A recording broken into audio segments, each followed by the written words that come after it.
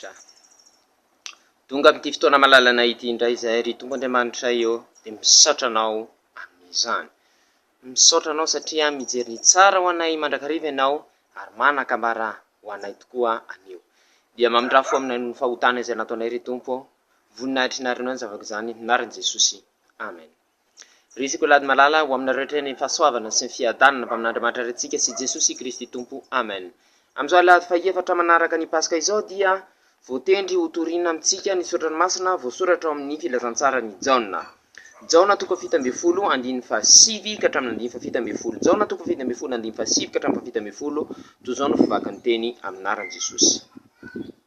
Zao mangataka ho azy, tsy mangataka ho an'izao tontolo izao aho, fa ho an'izay nomena ho ahy, satria anao izy. Ary izay ahy rehetra dia anao, ary izay anao dia ahy. Ary efa ankalazainay ho aminy aho, ary tsy ho eto amin'izao tontolo izao itsony aho, fa izy reto no eto amin'izao tontolo izao. Ary izao mangataka makany aminao, ray masina ho terizo ireo amin'ny anaranao izay nomena ho ahy, mba ho iray ihany izy tahaka ny maha iray antsika.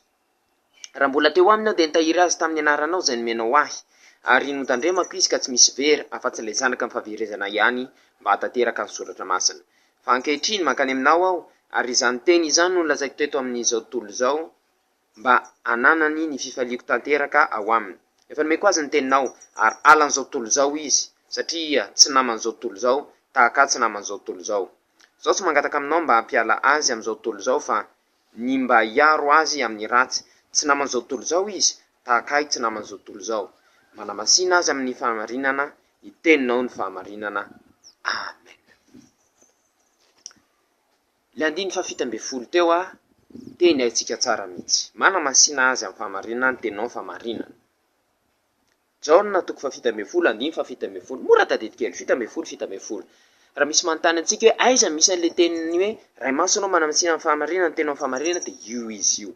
Jaona toko 7 andiny fa 7. Io matetika dia teny entin'ny mpitory-teny amaranana ny tory-teny, ny famakian-teny moa izany raha marimarina kokoa. Na pastora io na olona hafa rehefa mamarina ny tory-teny izy ao am-piangonana dia io ny ampiasainy io. Ho antsika loterana manokana dia ny mpitory-teny irery no manao an'izy io. Matetika manko isika, indrindra fa isika ankizy madinika dia mba te hanaraka ny ataon'ny pastora. Teny ohatra pastora ho aminareo aniany Tompo, dia mahafinaritra antsika iny dia manaraka tokoa isika. Dia tokoa isika maheno satria manko an'ny fiangonana hafa dia miara-manao an'izany rehetrarehetra, dia maheno an'iny tsika dia hoe ndao koa anao. Dia izao ho antsika loterana dia ny mpitory-teny rery no manao an'io. Zay ny mpitory-teny rery manao an'io, fa aleo mba tsy manaraka ny mpitory-teny isika rehefa miteny an'io izy. Dia tahaka an'izay koa le hira voatendry ho ataon'ny pastora ireny, aleo izy rery manao an'ireny, dia rehefa amin'ny anjaran'ny fiangonana amin'ireny isika manao ny anjarantsika. Inona moa ny dikan'ity teny ity? Tamin'ny heriny isika dia efa nanomboka nijery ny vavaka fisoroana nataon'i Jesosy izay nivavahany ho azy aloha.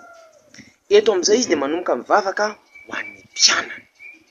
Ireto mpianatra ireto dia isedra olana maro amin'ny asa izay nanirahan'i Jesosy azy.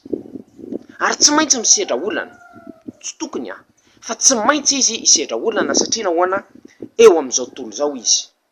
Dia mivavaka ho azy ireo indrindra Jesosy mba hananan'izy ireo hery isedrany izany olana izany. Isika koa dia eto amin'izao tontolo izao, ary tsy maintsy misedra olana. Maro ny olona mivavaka ho antsika any. Mety tsy hitany masontsika fa misy mivavaka ho antsika amin'izany olana sedraitsika izany. Mila mandrakariva isika matsiaro ny tenin'Andriamanitra, ahafahantsika manana hery amin'ny olana izay sedratsika. Ary mila manao tahaka an'i Jesosy isika, mivavaka ho an'ireo namantsika izay ao anatin'ny olana. Mety ao anatin'ny olana isika, fa ny namantsika koa dia ao anatin'ny olana. Mety ohatra izao tsika sitrany Rasoamatsara, misy namantsika marary any, mivavaha ho azy. Ary tsika rehefa marary, misy mivavaka ho antsika koa any. Izay natao hoe fisoronana, misy olo-tena an'ireo namantsika isika eo anatrehan'Andriamanitra, satria nahoana tiantsika izy ireny tahaka ny itiavan'i Jesosy antsika. Ny fahasoavan'i Jesosy Kristy Tompo ny fitiavan'Andriamanitra ray ary ny firaisana sy ny fiombonana amin'ny fanamasina ho amintsika rehetra ny atrapy-jakao mandrakizay. Amen. Ivavaka isika. Dia misaotra anao zay ry Tompo, noho izany teny nomena ho anay izany anio indray. Misaotra anao no nivavahanao anay mba hisedranay ny olany eto amin'izao tontolo izao. Ary ampianary koa izay hivavaka ao andreo namanay izay mandalo fahasahiranana sy fahoriana. Voninahitry ny arinao izany vavaka izany amin'ny anaran'i Jesosy. Amen.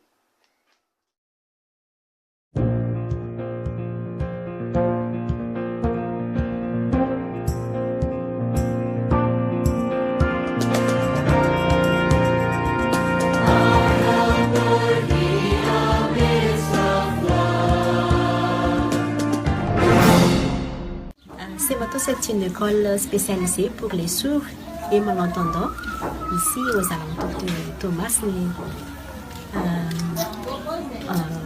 C'est une école du niveau primaire. Il y a la classe préscolaire, le niveau primaire. Et après le niveau primaire, ces jeunes-là, ils voudraient continuer en cette classe qu'on appelle classe pré-professionnelle pour apprendre un peu le métier.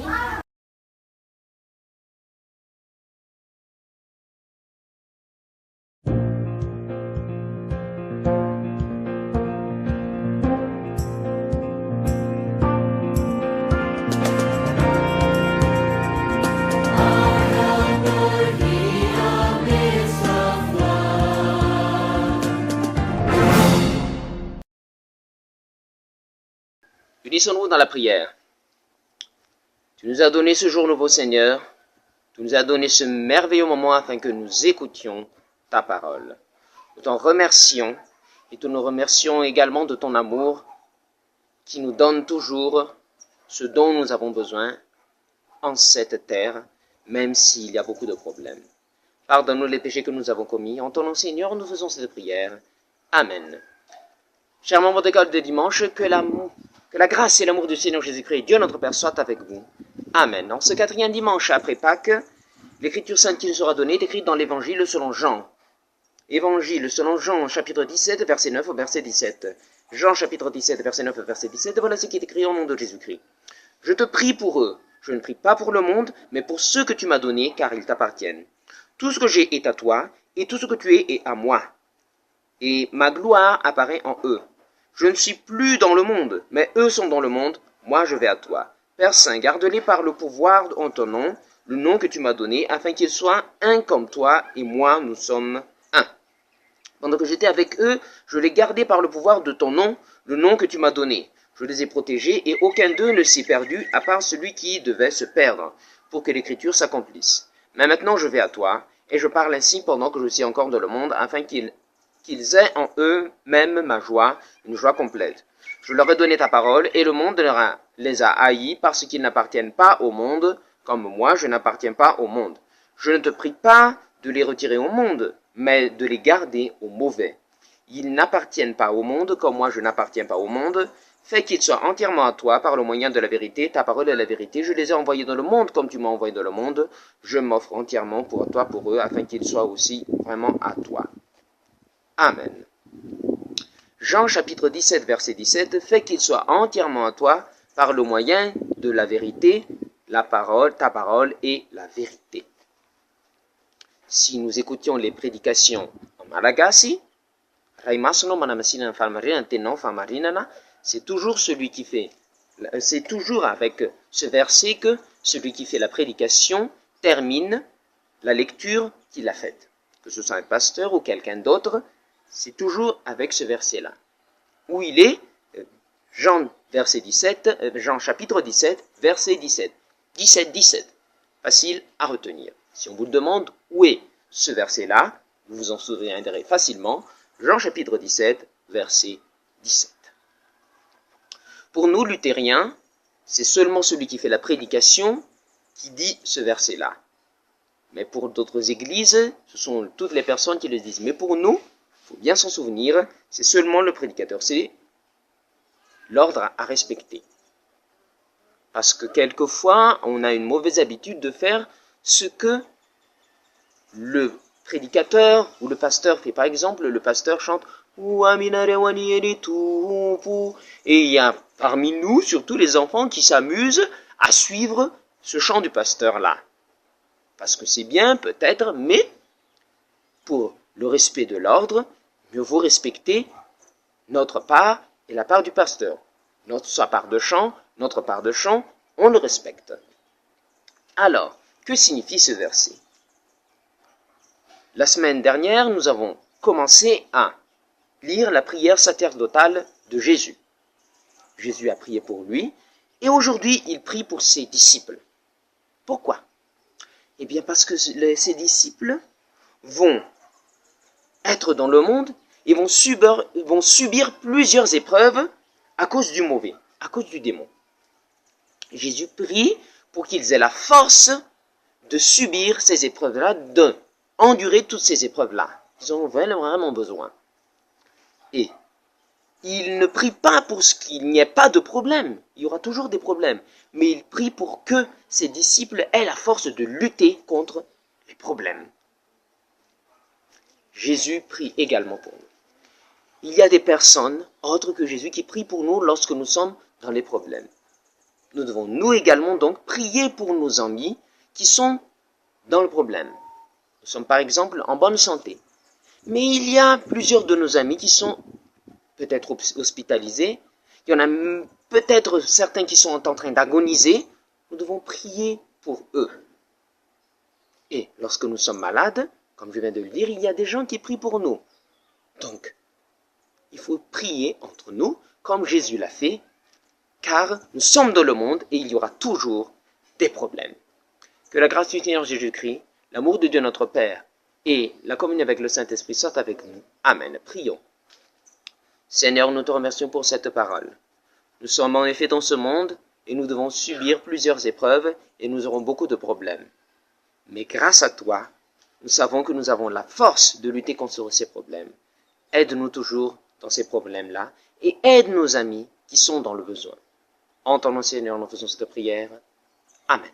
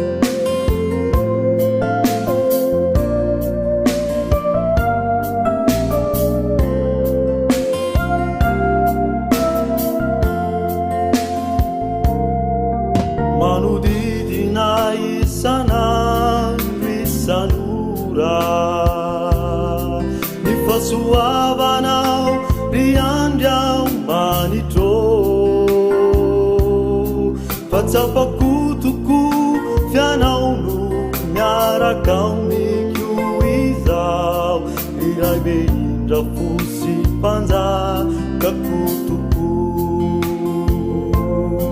Satana fahavaliza mikenga meliai Premiara maina temuniana Jesusio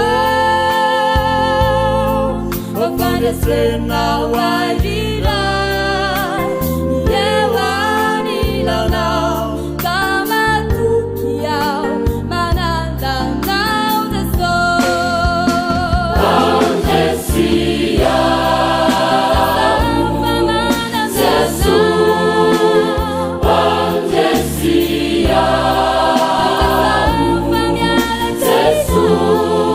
Simamissima pana Wayangau nugarua Mandaru kursi piaru Taku Kana inu na manzu Lefael ya na Jesu Afakani tahuju Pandesia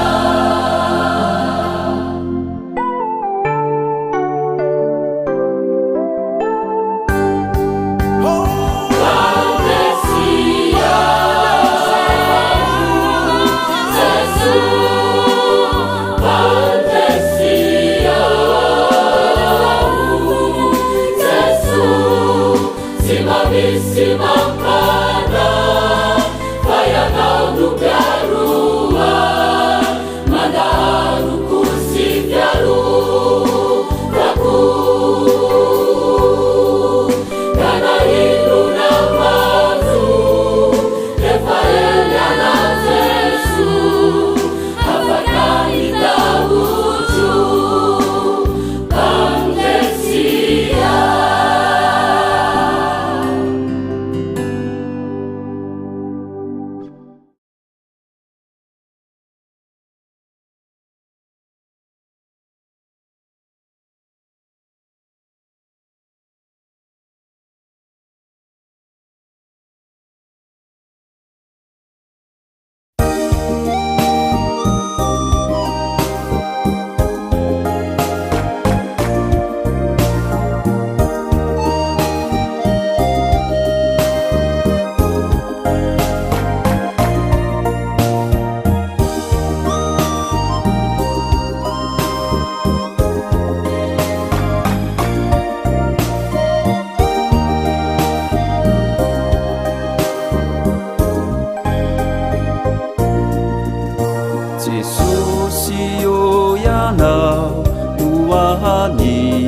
pamunziku tiatakaluku iruni savamuralu eti timisy mahaso luniavutra nataonao ay nataonao suruna ny tenanao avutra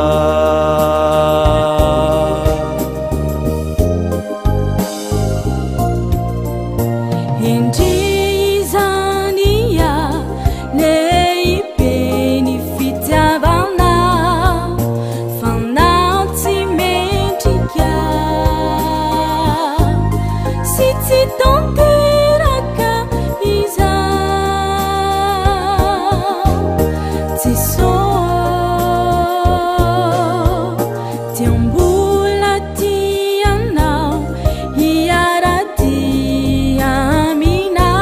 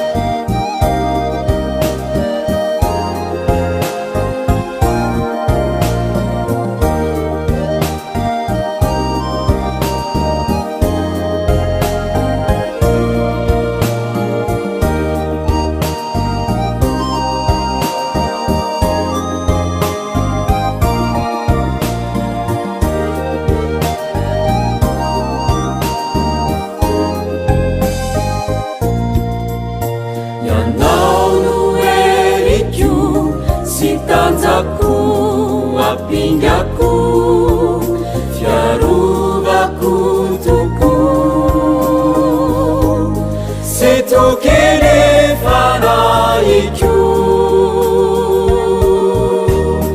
Jesosy raha milo reraka arovisi toanonao raha sedra potraka aleno sy atsanganonao raisore Jesosy zany saotra voninahitra tolotra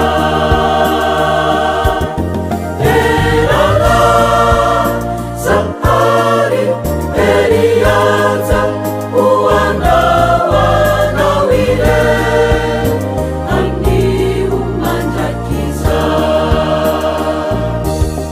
raisore Jesosy zany saotra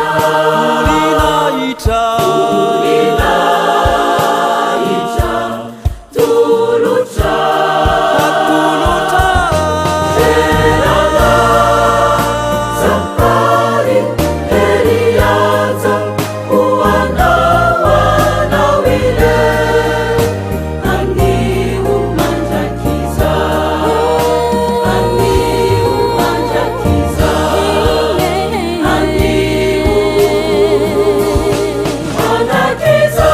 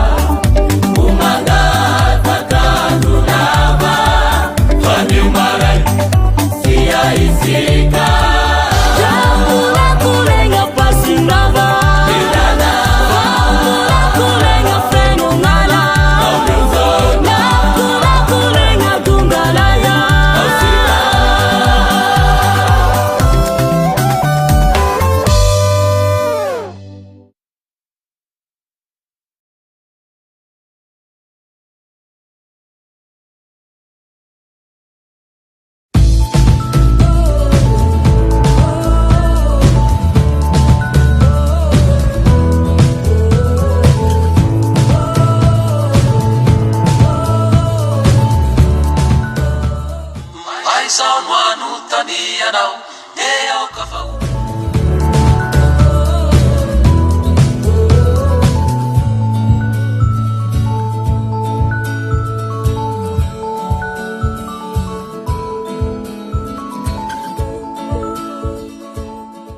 tsy makivy tsy mety sasatra sika tily asa fatratra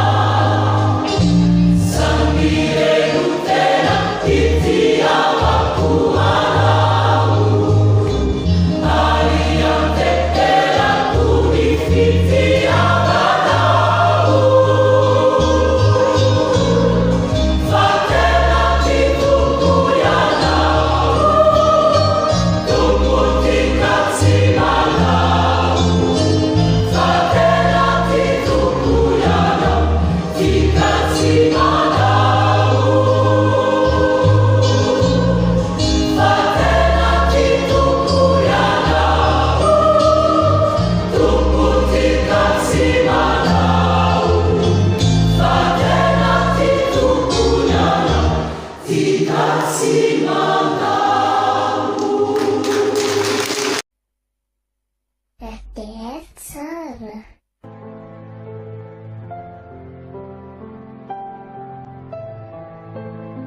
na dia kely indrindra aza no ny andohanao dia ho lehibe indrindra no hiafaranao. Joba toko fahavalo ny andinin'ny fahafito. Radio Teny Fiainana FM 91.2.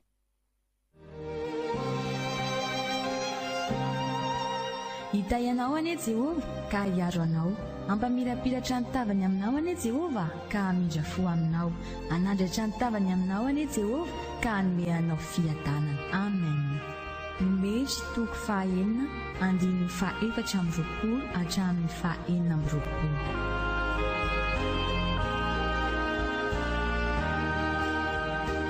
L'Éternel te bénisse et te garde. L'Éternel fasse lever la lumière de sa face sur toi et use de grâce envers toi. L'Éternel lève sa face sur toi et te donne la paix. Amen. Nombre chapitre 6, versets 24 à 26.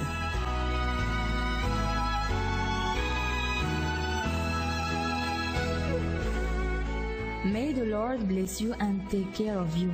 May the Lord be kind and gracious to you. May the Lord look on you with favor and give you peace. Amen. Number chapter 6, verse 24 to 26.